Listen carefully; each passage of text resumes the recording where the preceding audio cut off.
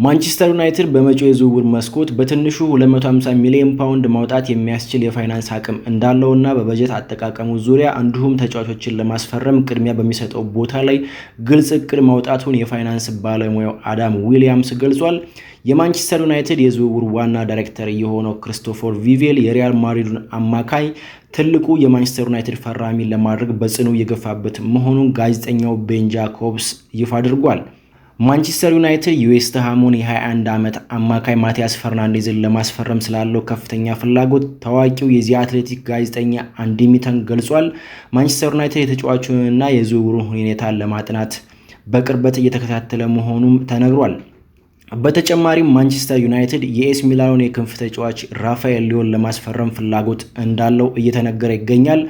ተጫዋቹ ራፋኤል ሊዮን ቢሆን የማንቸስተር ዩናይትድ አዲስ ባለቤቶች በዝውውር ፖሊሲያቸው ላይ ያስቀመጡትን ትልቁን መስፈርት ማሟላት እንደሚችል ፍንጭ ሰጥቷል።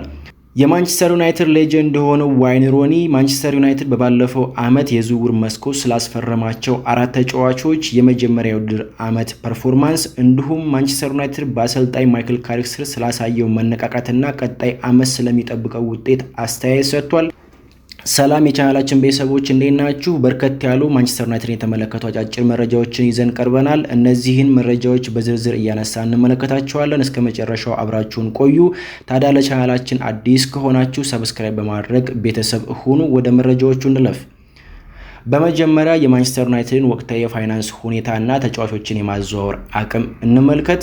ማንቸስተር ዩናይትድ በመጪው የዝውውር መስኮት በትንሹ 250 ሚሊዮን ፓውንድ ማውጣት የሚያስችል የፋይናንስ አቅም እንዳለውና በበጀት አጠቃቀሙ ላይ ግልጽ የሆነ እቅድ ማውጣቱን የፋይናንስ ባለሙያው አዳም ዊሊያምስ ገልጿል። የፋይናንስ ባለሙያው አዳም ዊሊያምስ እንደገለጸው ማንቸስተር ዩናይትድ በቅርቡ 110 ሚሊዮን ፓውንድ የብድር ክፍያ የፈጸመ ሲሆን ይህም በክሬዲት አካውንቱ ላይ ተጨማሪ 250 ሚሊዮን የመበደርና በዝውውር ገበያው ላይ ትልቅ ተጽዕኖ የመፍጠር እድል አለው ተብሏል። ማንቸስተር ዩናይትድ በዓለም ሁለተኛ ውድ ክለብ ቢሆንም ፋይናንሻል ፈተናዎች አሉበት። ለምሳሌ ካለፉት ዝውውሮች የተጠራቀመ የ243 ሚሊዮን ዕዳ አለበት። በተጨማሪም ዓመታዊ የደሞዝ ወጪው 300 ሚሊዮን ፓውንድ እንዲሁም የክለቡ አጠቃላይ መደበኛ ወጪዎች ከ150 ሚሊዮን ፓውንድ በላይ መሆናቸው ተገልጿል። ይህንን ወጪ ለማካካስና ጠንካራ የፋይናንስ ቁመና ለመገንባት ማንቸስተር ዩናይትድ ተጫዋቾችን በጥሩ ዋጋ መሸጥ እንዲሁም በቋሚነት በሻምፒዮንስ ሊግ መሳተፍ እንዳለበት ግልጽ ነው። እንግዲህ የፋይናንስ ፈተናው ቢኖርም ይህ የብድር አቅም ማንቸስተር ዩናይትድ በአጭር ጊዜ ውስጥ ጠንካራና ጥራት ያለው ስብስብ እንዲገነባ ትልቅ እድል ይፈጥርለታል ተብሏል።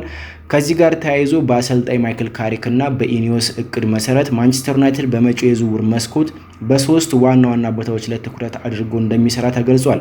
ከነዚህ መካከል እንግዲህ የመጀመሪያውና ዋናው ጉዳይ የአማካይ ክፍሉ ነው። ለረጅም ጊዜ ችላ የተባለው የማንቸስተር ዩናይትድ የአማካይ ክፍል 2 ወይም 3 አዳዲስ ተጫዋቾችን በማስፈረም የመሃል ክፍሉ ሙሉ በሙሉ ለመገንባት ትልቅ እቅድ ተይዟል።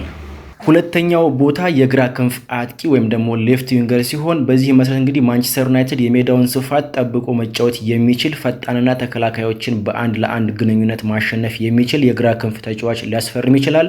ለዚህ ቦታ ማንቸስተር ዩናይትድ ያስፈርማቸዋል ተብሎ ሲነገር የነበረው ሞርጋን ሮጀርስ፣ ያን ዲዮማንዴ፣ ኤሚሊያን ኢንጃዬ እንዲሁም ራፋኤል ሊዮ ቢሆኑም ዋጋቸው ውድ በመሆኑ ምክንያት ማንቸስተር ዩናይትድ እነዚህን ተጫዋቾችን ለማስፈረም ገፍቶ ላይሄድበት ይችላል። ሶስተኛው ቦታ የግራ ክንፍ ተከላካይ ወይም ደግሞ ሌፍት ባክ ነው። እንግዲህ በአጭርም ሆነ በረጅም ጊዜ እቅድ ሉክ ሾውን በብቃት መተካት የሚችል አዲስ ተከላካይ ማስፈረም የማንቸስተር ዩናይትድ ሌላኛው ዋናው ጉዳይ መሆኑ ተጠቁሟል። ለዚህ ቦታ እንደ መጀመሪያ አማራጭ የተጠቀሰው ተጫዋች የኒውካስሉ ሉዊስ ሃል ሲሆን እዚህ ቦታ ላይ በማንቸስተር ዩናይትድ አካዳሚ ውስጥ ያሉት ሃሪ አማስ እና ዲያጎ ሊዮን ለስኳድ ዴፕዝ ጥሩ አማራጭ መሆናቸው መዘንጋት የለበትም። እንግዲህ ማንቸስተር ዩናይትድ እነዚህን 3 ዋና ዋና ክፍተቶች ወይም ደግሞ ቦታዎች ለመሙላት በትንሹ 5 ተጫዋቾችን ማስፈረም እንዳለበት ይጠበቃል። እነዚህን ተጫዋቾች ለማስፈረምም እስከ 300 ሚሊዮን ፓውንድ ገደማ ወጪ ሊያደርግ እንደሚችል ይገመታል። ማንቸስተር ዩናይትድ ወደ ሻምፒዮንስ ሊግ መመለሱ ትልቅ አቅም የፈጠረለት ሲሆን የያዘውን የዝውውር እቅድ በተሳካ ሁኔታ ካጠናቀቀ በሚቀጥል የውድድር ዘመን ለፕሪሚየር ሊጉ ዋንጫ ጠንካራ ተፎካካሪ የመሆን እድሉ ሰፊ ነው።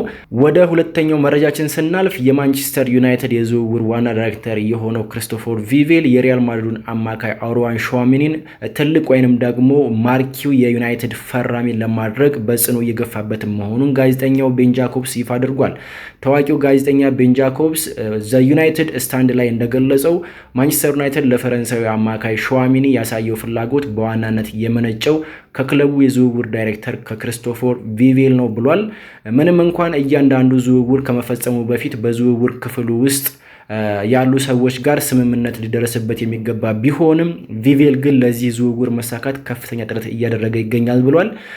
ቪቬል ቀደም ሲል በቤንጃሚን ሼሽኮ ዝውውር ላይ ከፍተኛ የሆነ አስተዋጽኦ የነበረው በመሆኑ አሁንም የሸዋሚኒ ዝውውር እውን ለማድረግ ተደማጭነት ይኖራል ተብሎ ይጠበቃል። ወደ ሶስተኛው መረጃችን ለፍ ማንቸስተር ዩናይትድ የዌስት ሃሙን 21 ዓመት አማካይ ማቲያስ ፈርናንዴዝን ለማስፈረም ስላለው ከፍተኛ ፍላጎት ታዋቂው የዚ አትሌቲክ ጋዜጠኛ አንዲ ሚተን ገልጿል። የማንቸስተር ዩናይትድ እና የማቲያስ ፈርናንዴዝን ወቅታዊ ሁኔታ በተመለከተ ታዋቂው ጋዜጠኛ አንዲ ሚተን ቶክ ኦፍ ዘ ዴቪልስ በተሰኘው ፖድካስት ላይ እንደገለጸው ማንቸስተር ዩናይትድ ለወጣቱ አማካይ ያለው ፍላጎት እጅግ ከፍተኛና አስተማማኝ ነው ብሏል። አንዲ ሚተን በንግግሩ ማንቸስተር ዩናይትድ ማቲያስ ፈርናንዴዝን በእጅጉ ይፈልጋል፣ ይህም ደግሞ የማይካድ ሀቅ ነው ሲል ተደምጧል። በዚህም መሰረት ማንቸስተር ዩናይትድ ከኤደርሰን ዝውውር በመቀጠል ፊቱ ሙሉ በሙሉ ወደ ፈርናንዴዝ እንደሚያዞር ይጠበቃል። ሌላኛው ጋዜጠኛ ላውሪ ዋይትዌል በበኩሉ ማንቸስተር ዩናይትድ የተጫዋቹን የዝውውር ሂሳብና የደሞዝ ክፍያ በተመለከተ ቅድመ ውይይቶችን እያደረገ መሆኑንና ዝውውሩን በጥብቅ ሊከታተሉት የሚገባ ጉዳይ እንደሆነ ገልጿል። ማንቸስተር ዩናይትድ ማቲያስ ፈርናንዴዝን ለምን ዋነኛ ኢላማው አደረገው ብለን ስንጠይቅ መጀመሪያ ልንጠቅሰው የምንችለው ምክንያት የማቲያስ ፈርናንዴዝ ልዩ ብቃትና ሁለገብነቱን መጥቀስ እንችላለን። ማቲያስ ፈርናንዴዝ ገና በ21 ዓመቱ የሃይብሪድ ሚድፊልደርነት ሚና በመጫወት በ6 ቁጥር በ8 ቁጥርና በ10 ቁጥር ቦታዎች ላይ እጅግ አስደናቂ ብቃት እያሳየ ይገኛል። የማቲያስ ፈርናንዴዝ ወደ ማንቸስተር ዩናይትድ መምጣት የማንቸስተር ዩናይትድን አማካይ ክፍል በጥራትና በስብስብ ጥልቀት በእጅጉ ያጠናክረዋል ተብሎ ይጠበቃል። ሁለተኛው ምክንያት ትልቅ የሆነ እምቅ አቅም ወይም ደግሞ ሃይ ሴሊንግ ቫልዩ አለው። ማቲያስ ፈርናንዴዝ ልክ እንደ ጃኦ ኔቬስ እና እንደ ቪቲኒያ ያሉ ድንቅ ፖርቹጋላውያን አማካኞች ድንቅ ያጫወት ዘይቤ አለው። ከኖቲንግሃም ፎረስቱ ኤሊት አንደርሰን አንጻር ሲነጻጸር ወደፊት የላቀ ደረጃ ላይ መድረስ የሚችል ሰፊ እምቅ አቅም እንዳለው ይነገርለታል። ይህ ወጣት ባለተሰጥኦ ተጫዋች በማይክል ካሪክ ስር ብቃቱ ይበልጥ እንደሚጎለብትም ይታመናል። ሶስተኛው ምክንያት እንግዲህ ለዝውውሩ የሚከፈለው ዋጋ ተመጣጣኝ መሆኑ ነው። እንደ ፍላሽ ስኮር መረጃ ከሆነ ማንቸስተር ዩናይትድ የፈርናንዴዝን ዝውውር ከ50 እስከ 60 ሚሊዮን ፓውንድ በመክፈል ሊያጠናቅቅ ይችላል። ይህ ዋጋ ለአንድ እያደገ ለሚገኝ ድንቅ ተጫዋች እጅግ ተመጣጣኝና ተቀባይነት ወይም ደግሞ ምክንያታዊ ነው ማለት ይቻላል። በዋጋ ደረጃ እንደ ትልቅ ዝውውር ባይቆጠርም በሜዳ ላይ ከሚያሳየው ብቃት አንጻር ግን ማንቸስተር ዩናይትድ እስከ 100 ሚሊዮን ፓውንድ አውጥቶ ከሚያስፈርማቸው ተጫዋቾች የላቀ አስተዋጽኦ ሊያበረክት የሚችል ድንቅ አማካይ ነው። ማቲያስ ፈርናንዴዝ ከዌስትሃም ጋር እስከ 2030 የሚያቆይ የረጅም ጊዜ ኮንትራት ወይም ደግሞ ውል እንዳለው ይታወቃል። ነገር ግን ዌስትሃም ከፕሪሚየር ሊጉ መውረዱን ተከትሎ ማቲያስ ፈርናንዴዝን ጨምሮ ሌሎች ተጫዋቾችን ማቆየት እጅግ አስቸጋሪ ይሆንበታል። ከማንቸስተር ዩናይትድ በተጨማሪ ፒኤስጂ እና አርሰናል ማቲያስ ፈርናንዴዝን ለማስፈረም የራሳቸውን ፍላጎት እያሳዩ ነው ተብሏል። በዚህም መሰረት የተጫዋቹ ፈላጊዎች መብዛታቸውን ተከትሎ ዌስትሃም ዩናይትድ በክለቦች መካከል የዋጋ ጨረታ ወይም ደግሞ ቢዲንግ ዋር እንዲፈጠር በማድረግ የተጫዋቹን የዝውውር ዋጋ እስከ ከፍተኛው ጣራ ድረስ ለማሳደግ አቅዷል መባሉም ተሰምቷል። ወደ ሌላኛው መረጃችን ስናልፍ ማንቸስተር ዩናይትድ የኤስ ሚላኑን የክንፍ ተጫዋች ራፋኤል ሊዮን ለማስፈረም ከፍተኛ ፍላጎት እንዳለው እየተነገረ ይገኛል። ተጫዋቹ ራፋኤል ሊዮን ቢሆን የክለቡ አዲስ ባለቤቶች በዝውውር ፖሊሲያቸው ላይ ያስቀመጡትን ትልቁን መስፈርት ማሟላት እንደሚችል ሰሞኑን ፍንጭ ሰጥቷል። ማንቸስተር ዩናይትድ ለሊዮ ያለው ፍላጎት በዚህ ዓመት የመጣ ሳይሆን ገና በ2022 በኤሪክ ቴን ሃግ አሰልጣኝነት ዘመን ጀምሮ ተጫዋቹን በቅርበት ሲከታተለው እንደነበር ይታወሳል። ሌላው እንደሚታወቀው የማንቸስተር ዩናይትድ አዲሱ የዝውውር መመሪያ ወይም ደግሞ ኢኖስ ሪክሩትመንት ፖሊሲ ማንቸስተር ዩናይትድ የሚያስፈርማቸው ተጫዋቾች ለማንቸስተር ማሊያ ጥልቅ ፍቅር እንዲሁም ደግሞ ክብርና የመጫወት ከፍተኛ ፍላጎት ያላቸው መሆን እንዳለባቸው በግልጽ ያስቀምጣል። ታዲያ ራፋኤል ሊዮ በቅርቡ በፍሬድ በክሊ ዩቲዩብ ቻናል ላይ በሰጠው አስተያየት የእንግሊዝ ፕሪሚየር ሊግን እንደሚከታተልና በተለይም ደግሞ ማንቸስተር ዩናይትድን በእጅጉ እንደሚወድ ገልጿል። ሊዮ ሲናገርም ዩናይትድን እወዳለሁ፣ ምክንያቱም የእኔ የልጅነት አይዶል ክርስቲያኖ ሮናልዶ በመሆኑ በዚያን ጊዜ የክለቡን ጨዋታዎች በስሜት እከታተል ነበር ብሏል። ይህ አስተያየቱ ተጫዋቹ ወደ ኦልድ ትራፎርድ ለመምጣት ስላለው ፍላጎት ትልቅ ማሳያ ተደርጎ የተወሰደ ሲሆን ይህም የኢኖስን የዝውውር መስፈርት ያሟላ ያደርገዋል ተብሏል። ታዲያ የሊዮ ዝውውር ሁኔታ በማርከስ ራሽፎርድ ወደፊት ዕጣ ፈንታ ላይ የተመሰረተ እንደሚሆን ይጠበቃል። ምክንያቱም ሊዮና ማርከስ ራሽፎርድ ተመሳሳይ የሆነ የቦታ ምርጫ ያላቸው በመሆኑ የሊዮ ዝውውር እውን ሊሆን የሚችለው ማርከስ ራሽፎርድ ከክለቡ የሚለቅ ከሆነ ብቻ እንደሆነ ግልጽ ነው። ታዲያ ኤስ ሚላን ተጫዋቹን በ60 ሚሊዮን ፓውንድ የመሸጥ ፍላጎት እንዳለው የተጠቆመ ቢሆንም ማንቸስተር ዩናይትድ በበኩሉ የግራ ክንፍ ተጫዋች ለማስፈረም ይሄን ያህል ዋጋ ይከፍላል ተብሎም አይጠበቅም። ወደ ሌላኛው መረጃ ስናልፍ የማንቸስተር ዩናይትድ ሌጀንድ ሆነው ዋይን ሩኒ ማንቸስተር ዩናይትድ በባለፈው ዓመት የዝውውር መስኮት ያስፈረማቸውን 4 ተጫዋቾች የመጀመሪያ ውድድር ዘመን ፐርፎርማንስ እንዲሁም ደግሞ ማንቸስተር ዩናይትድ በአሰልጣኝ ማይክል ካሪክ ስር ስላሳየው መነቃቃትና ቀጣይ ዓመት ስለሚጠብቀው ውጤት አስተያየት ሰጥቷል። ባለፈው የዝውውር መስኮት በ18 ሚሊዮን ፓውንድ ከሪያል አንትወርፕ ወደ ዩናይትድ የተቀላቀለው ግብ ጠባቂው ሴኖ ሎመንስ አስደናቂ የሆነ የውድድር ዓመት ማሳለፍ ችሏል። ለማንቸስተር ዩናይትድ መሰለፍ ከጀመረበት ጊዜ አንስቶ 8 ክሊንሺትን በማስመዝገብ እና 79 ትልልቅ የጎል እድሎችን በማክሸፍ ማንቸስተር ዩናይትድ ወደ ሻምፒዮንስ ሊግ እንዲመለስ ያደረገው አስተዋጽኦ እጅግ በጣም ከፍተኛ ነው። በተመሳሳይ ማቲያስ ኩኛ፣ ብራያን ምቤሞ እና ቤንጃሚን ሼሽኮ በኦልድ ትራፎርድ የመጀመሪያ ዓመታቸውን እጅግ በላቀ ብቃትና ፐርፎርማንስ አሳልፈዋል። ሶስቱም አጥቂዎች በተጠናቀቀው የፕሪሚየር ሊግ የውድድር ዘመን ለማንቸስተር ዩናይትድ 10 እና ከዚያ በላይ የጎል አስተዋጽኦ ማስመዝገብ ችሏል።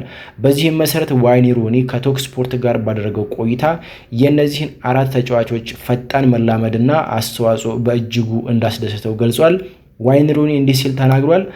ማንቸስተር ዩናይትድ የውድድር ዓመቱን በ3ኛ ደረጃ ለማጠናቀቅ ባደረገው ጉዞ ላይ ሁሉም አዳዲስ ፈራሚዎች እጅግ አስደናቂ ብቃት አሳይተዋል። አሁን ማንቸስተር ዩናይትድ ወደ ሻምፒዮንስ ሊግ ተመልሷል። በቀጣይ ቡድኑን ወደ ላቀ ደረጃ ሊያሸጋግሩ የሚችሉ ጥቂት ተጫዋቾችን ያስፈርማሉ ብዬ ተስፋ አደርጋለሁ ሲል ተደምጧል። በተጨማሪም ዋይን ሩኒ ስለ ማይክል ካሪክ እና ስለ ቀጣይ ውድድር ዓመትም ግምቱን አስቀምጧል። ማንቸስተር ዩናይትድ ማይክል ካሪክን በጊዜ አሰልጣኝነት ከሾመው በኋላ በቡድኑ ላይ ባመጣው አስደናቂ ለውጥ ምክንያት አሁን የክለቡ ዋና አሰልጣኝ ሆኖ ተሹሟል። ይህንንም ተከትሎ ዋይን ሩኒ ስለ ቀድሞ የዩናይትድ እና የብሔራዊ ቡድን አጋሩ ካሪክ እንዲህ ሲል አስተያየቱን ሰጥቷል። ማንቸስተር ዩናይትድ ባለፉት ጥቂት ዓመታት ውስጥ በነበረበት ሁኔታ ደጋፊዎች ደስታን ለማግኘት ተቸግረው ነበር። ነገር ግን ማይክል ካሪክ ክለቡን ከተረከበ ጊዜ ጀምሮ በደጋፊዎች ዘንድ ትልቅ ተስፋና መተማመን ዳግም እንዳንሰራራ አድርጓል ብሏል። ሮኒ ስለ ቀጣይ ዓመት ግምቱም ሲናገር ዋንጫ ማንሳት ከባድ ቢሆንም ማንቸስተር ዩናይትድ ቶፕ 4 ውስጥ መጨረስ ከቻለ ጥሩ ነው ብዬ አስባለሁ በማለት አስተያየቱን ሰንዝሯል። ለዛሬ ያዘጋጀናቸው ማንቸስተር ዩናይትድን የተመለከቱ መረጃዎቻችን እነዚህ ነበሩ። የእናንተንም ሀሳብ በአስተያየት መስጫው ላይ ጻፉልን። ቪዲዮውን ላይክ እና ሼር እንዲሁም ቻናሉን ሰብስክራይብ ማድረግ እንዳትረሱ። በሌላ ቪዲዮ ደግመን እስከምንገናኝ በሰላም ቆዩ።